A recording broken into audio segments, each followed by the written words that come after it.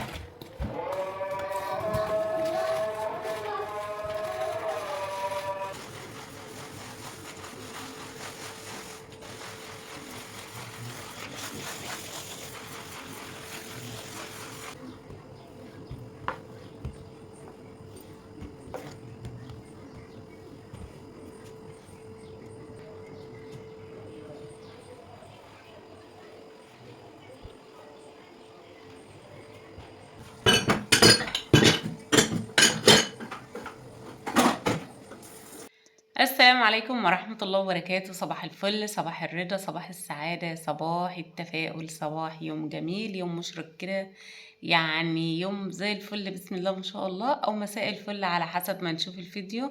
النهاردة حبايب قلبي عندنا بصوا كله على عينك يا تاجر زي ما بيقول. بسم الله ما شاء الله، اللهم بارك يا رب. كده كنا في الأرض رايحين نشوف ابو زيد طبعا كان رايح يروي الذره وكده، هو وزياد وانا وعمته ام محمود طبعا منورنا، وحماتي اللي هي ام التانية، يعني ربنا يخليهم لي يا رب ويدومهم دايما نعمه في حياتنا، في حياتي، يعني في حياتي اللهم امين. فهنا بقى كنا يعني ياسين ابن بقى، طبعا ياسين المشاكس يا جماعه، ياسين ابن بقى بصوا يعني لو قعد يبقى من اعجوبه يعني. فهنا ابو زياد كان زياد بقى مدور المكنه بيرو خلاص، وكان بقى رحنا جبنا جاز، لان طبعا الجاز كان قليل، فرحنا بقى جبنا صفيحه الجاز بحالها علشان نعبي الارض، يعني نعبي المكنه جاز كده وهي داري. يا سلام بقى على الحمام والعصافير والدنيا كده، في يعني في مزرعه لبنى الجميله يا جماعه. بسم الله ما شاء الله، يعني حاجه كده فاخر من الاخر. يعني بصوا تعالوا اقعدوا جنب لبنى كده واستمتعوا بالهواء النقي وبالجو الجميل ده، طبعا يعني ده يسوى الدنيا وما فيها يا جماعة. بصوا اللي عاوز يهدي أعصابه ويكون أعصابه رايقة، وبحب الناس الرايقة اللي بتضحك على طول، تعالوا اقعدوا جنب لبنى كده ما شاء الله.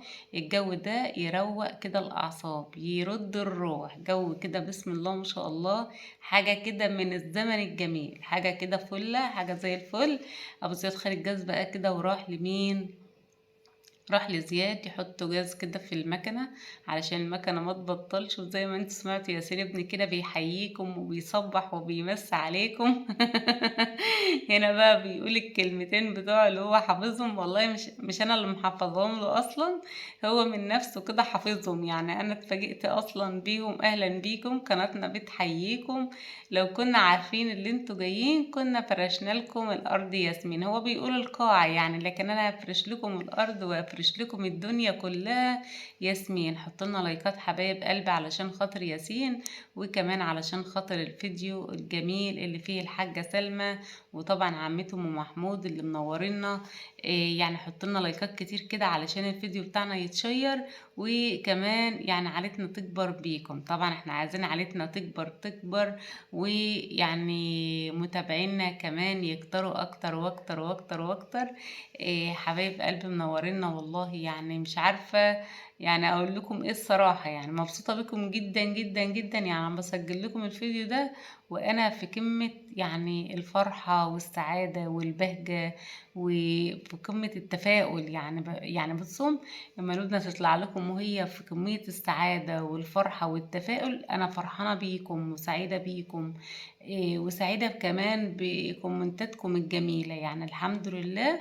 في يعني في مثل كده بيقول، يعني لما يكون الواحد ماشي على الطريق الصح بيكون يعني مستهدف، فما يكون مستهدف فبيكون مبسوط وقمة من الانبساط بصراحة. يعني بصراحة حاسة ان انا صح وكل حاجة حواليا صح، الحمد لله، بفضل ربنا وبفضل دعواتكم الجميلة.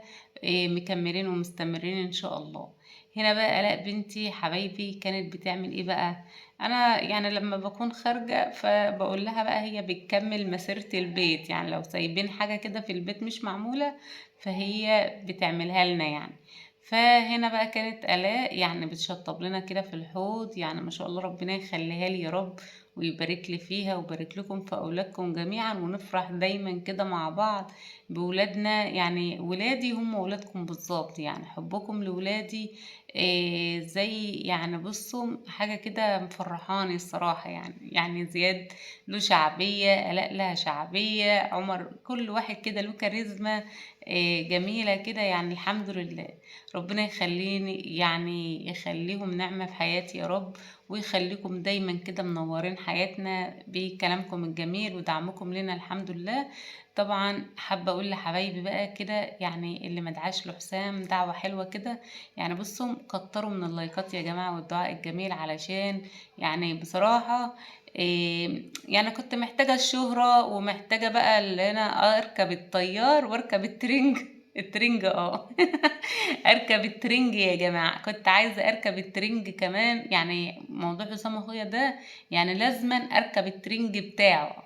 واخدين بالكم انتم من الترنج ده؟ الترنج علشان استفيد، يعني استفيد من لحمي ومن دمي بحاجة كده اصلا. يعني مش عارفة والله، يعني مش عارفة اقول ايه الصراحة، بس انا مبسوطة. يعني قد ايه انا مبسوطة مش هوصف لكم قد ايه انبساطي وقد ايه فرحتي بيكم وقد ايه بثقتكم فيا وقد ايه انا صح، قد ايه انا اصلا صح. يعني في ناس كده بتتكلم، يعني انا مش عارفة اساسا. يعني بصوا، يعني انا لو طلعت حللت الكلام بتاعهم، يعني بصراحة هيستخبوا ومش هيطلعوا يتكلموا تاني. بس والله العظيم يعني لا، خليهم كده هم بقى يركبوا الترنج بتاعهم ده. ويعني انا مبسوطة الحمد لله. يعني الحمد لله راضية عن نفسي، راضية عن محتواي، راضية عن كل حاجة بعملها، لان انا صح الحمد لله بفضل ربنا. يعني في مثل دايما يقول لي يعني كلنا عارفينه، امشي عدل احتار عدوك فيك. طول ما انت ماشية صح وما يعني ما بتعمليش حاجة وحشة في حد، ما بتغلطيش في حد، ما يعني ما بترميش الناس بالباطل، فلازم أن تبقي راضية عن نفسك. يعني الحمد لله. هنا آلاء بنتي بنوتك جميلة طبعا شطبت لي الحوض كده زي ما انتم شايفين. وكمان حطوا بقى لايكات كتير كمان علشان نركب الترنج زي ما بتقول. علشان يا جماعة بصراحة الواحد بيشوف الفيديوهات دي بيبقى مبسوط. يعني أنا مش بزعل منها أصلا يعني. إيه، لما بسمع الكلام ده بحس ان انا صح، ان انا يعني ماشيه صح في صح يعني. هنا بقى ايه، يعني الاء بنتي كانت عماله تلعب بالصابون. يعني من حق ايه الكبير يتدلع.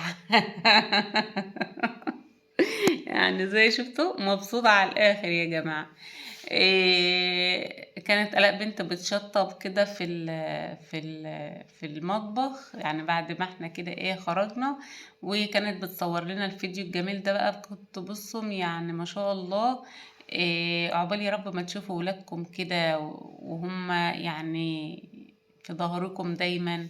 الحمد لله. آلاء بنت بقى كانت هنا بتشطب بقى، بتغسل الرخامة وبتنضفها. طبعا في حد كده كان كتب لي وقال لي مرة ان الرخامة مثلا عليها تراب او حاجة، لا، هي في جزء كده في المطبخ لما بتيجي اللي انت مثلا تصوري عليه بتحسي الإضاءة جاية باهتة على الرخامة. لكن الحمد لله النظافة ديت مش نظافة مكان بس، لا دي نظافة قلوب يا جماعة. لازم الواحد يبقى قلبه نضيف كده والنية نضيفة علشان ربنا يسلك لك طريقك ويسهل لك امورك. دايما لما بتحط في اي موقف او في اي حاجة الحمد لله دايما ربنا بيسهلها لي، وكمان ربنا بيسر لي اموري. وبالصم في حاجة كده يعني الحمد لله بتبقى إشارة كده من عند ربنا ان ربنا دايما معايا، وان ربنا دايما ساترها معايا. ربنا دايما بيوقف لي ولاد الحلال اللي بيسهلوا لي طريقي وبينوروا لي بصيرتي. الحمد لله الحمد لله يعني. طبعا بالنسبة بقى للدهان بشكر كل حبايبنا طبعا اللي فرحوا لي، لان انتوا اهلي هتفرحوا لي لفرحي وهتزعلوا لزعلي. طبعا الحمد لله زي ما قلت لكم فضل على الحلو تك يا جماعة. انا الحمد لله بفضل ربنا وبفضل دعواتكم وبفضل دعمكم لنا. آلاء بنت مصممة اللي هي تفضل تلعب على الرخام مستحلية، مش عارفة بتكتب ايه بس بس يعني الحمد لله. فطبعا احنا دلوقتي ماشيين على الطريق الصحيح. احنا دلوقتي بندهن في الشقة بتاعتنا بقى شغالين، بس الالوانات بقى والحاجات دي ان شاء الله كده هتبقى مفاجأة ليكم. طبعا دي بتبقى اذواق، فاذواقكم وارائكم كمان في الكومنتات هاخدها بعين الاعتبار، والالوانات اللي حبايبي كاتبينها لي. وفي حاجات كتير كده يعني الحمد لله. جبت مساحة ويا ولاه، جايبة مساحة دي اصلا من اول ما خلصت الرخام كده. وانا جبت مساحة طبعا. لا بنتي هي اللي اكتر واحدة بتستخدمها، لان هي اكتر واحدة دلوقتي بتقف في المطبخ، يعني ربنا يخليها لي يا رب. فطبعا هنا بقى حبايبي زي ما انتم شايفين كده، يعني ما تنسوش حسام اخويا من دعائكم ان ربنا يفك كربه وربنا يفك ضيقته. كمان يعني حابه اقول لواحده بقى بتقول لي انتي كنتي انتي عارفه حسام اخوكي محبوس ليه، وانتي اكتر واحده كنت بتقولي لناس عندك في البلد، ناس عندك، يا محددتش البلد، يعني ناس عندك هو محبوس ليه وعشان ايه والكلام من ده. طب مين اللي قالك يا حبيبتي اللي انا قلت الناس عندي؟ ومين اللي سرب لك المعلومة دي يا اختي ان انا اللي قلت وانا اللي عدت وانا واحدة زي اي حد سمعت من سامية ام عبد الله هي اللي عمالة تلف في القنوات. طب فين يا قلبي سامية ام عبد الله اللي عمالة تلف في القنوات ديت وتقول اخوك واخوك واخوك واخوك؟ طبعا انا لما عملت الفيديو ده ما عملتوش للترند يا حبيبة قلبي ولا اي حاجة. انا لما عملت الفيديو ده عملته علشان في محبين وامهات دعت من قلوبها لحسام اخويا ان ربنا يفك كربه. وكمان كانوا بيخشوا يسألوني كتير لما رحت كمان المصيف، انت رحت المصيف ونسيت اخوكي؟ انت رحت المصيف وما سألتش على اخوكي؟ وكمان في ناس كتير دخلوا يسألوني على حسام بعد آراء ناس كتير إن يعني ما حبوش اللي هم مثلا يسعوا ولا يجروا في الموضوع ده. طبعا أنا لما عملت فيديو زي ده حبيت أرد على كل أم وكل أخ وكل أخت وكل حد دخل سأل على حسام. فكان من حقي برضو زي ما بيشاركونا في أحزاننا يشاركونا كمان في أفراحنا تماما يعني. حابة بقى اتكلم في موضوع حسام. انا اساسا كنتش حابة ان موضوع حسام اخويا دوت يظهر على اليوتيوب خالص ولا حد يعرف بيه. لكن الحمد لله في ناس كده لما عرفهم طلعوا اتكلموا على حسام اخويا. والحمد لله انا اي حد، وبقولها للمرة الالف، اي حد هيتكلم عن حسام اخويا باي كلمة انا هعرف اخرسه كويس جدا جدا جدا. وهخرسه، مش هخرسه بس ده انا هقطع له لسانه، لان ده واحد ربنا اللي يعلم بحاله، محدش يعرف عنه اي حاجة اصلا. الاخت اللي هي بتاعت السعودية اللي بتقول اتواصلت معاكي وقالت لك القضية موضوع ايه، اولا الكفيل نفسه بتاعه او المدير بتاعه او اي حد اساسا ما يعرفش القضية عن اي حاجة لسه يا حبيبة قلبي، لان محدش عارف حاجة عن القضية خالص. يبقى صاحبتك ديت جت منين وعرفتيها منين؟ الا اذا انت بقى اتواصلتي مع السفارة نفسها، أو اتواصلتي مع الحكومة نفسها. حبيبة قلبي بلاش تستخفي بعقول الناس، وبلاش تتكلمي كلام انت اصلا ما انتش فاهمه انت بتقولي ايه. انت حافظه لكن مش فاهمه. شغلي مخك ده ايه ده، يعني يكونوا بعاد عني، معرفش عنهم اي معلومه. لا، انا لما احب اجيب معلومه هجيبها من الصميم نفسه. فانا بلاش اللعب معايا. موضوع حسام ما هوش محتوى لاي حد. إيه كمان اللي حابب يدعي لحسام اهلا وسهلا، اللي حابب يساعد حسام في المطبخ زي ما انتم شايفين كده. وكمان اللهم صل وسلم وبارك عليك يا حبيبي يا رسول الله. بدأت تغسل الجزء التاني اللي هو يمة الحوض، وكمان شطبنا الحوض تشطيبة كده جميلة، تشطيبة زي الفل كده. الحمد لله. الصراحة مش عارفة اقول لكم ايه الصراحة، يعني كل اللي اقدر اقوله بشكر كل الامهاتي، وبشكر كل اخواتي، وبشكر كل حبايبي، وبشكر كل من تواصل معايا علشان موضوع حسام طبعا. ودعاله دعوة حلوة وسأل عليه. طبعا انا بطمنكم ان شاء الله الايام اللي جاية تكون خير، يعني والحمد لله. اما بالنسبة بقى الحكومة مش فاضيالك، والحكومة مش فاضية ليه يا حبيبة الحكومة؟ انت كده طلعت عيب في الحكومة لا طبعا. امال هم عاملين وزارة الخارجية ليه، وعاملين الاماكن الحكومية ديت ليه؟ مش علشان المواطنين، عشان المواطن اصلا يلجأ لما يقع في موقف او يقع في ضيقة او يقع في اي حاجة. وبعدين انا بعت فاكس يا حبيبة قلبي، فاهمة ازاي؟ بعت فاكس للسفارة هناك ليه بقى؟ وده مش كلامي، ده كلام الحكومة نفسها، ومعايا موثق بالصوت والصورة يا حبيبة قلبي. بس